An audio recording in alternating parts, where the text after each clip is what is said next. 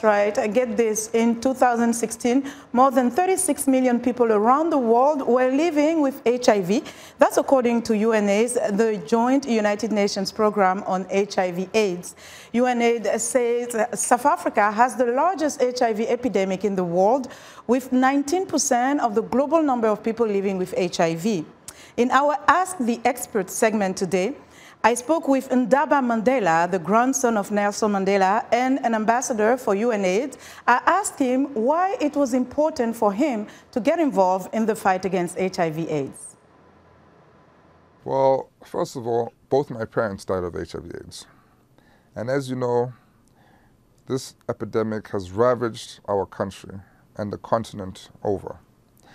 And, you know, the stigma of this disease was something that was really killing us, because it was not like any other disease that we've ever seen before. It came with a question of morality, because if you've contracted HIV/AIDS, you have been engaging in immoral behavior. You understand? You have been sleeping around. You have been not protecting yourself. You have been doing XYZ, which is nasty, which is terrible, which we cannot talk about, we must hide. And so when people contracted this disease, they died in silence. They died alone. They died with shame. So it was important for my grandfather, first of all, when our father died, to disclose that our father, his child, had died from HIV/AIDS. Because up until then, people will always be talking about the other symptoms. He decided that, no, we're not going to talk about TB and pneumonia, we're going to talk about HIV/AIDS. And that was one of the turning points in our country, because one of the biggest family, if not the biggest family, had disclosed to the world that HIV/AIDS has taken the life of their own.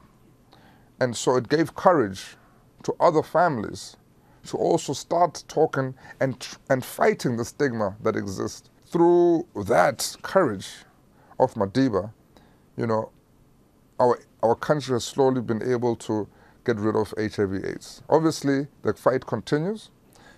People must not be naive or have any misunderstanding. HIV is still very much alive and kicking, and we need to defeat this disease. I then was asked to be an ambassador of UNAIDS just shortly before the World Cup in South Africa in 2010, and I've been serving ever since.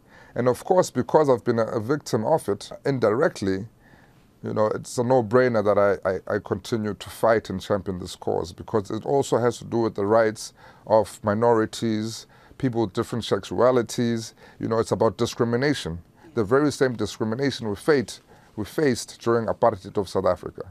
And I wish many more people can join us in this fight against HIV/AIDS, because we want to end discrimination, we want to end the infections, and we want to end the deaths that are related to HIV/AIDS. Ndaba Mandela is also author of a new book, Going to the Mountain, in which he relates life with his grandfather, Nelson Mandela, and the political icon's legacy. We'll have more of my exclusive interview with Ndaba when the world commemorates Nelson Mandela's 100th birthday on July 18th.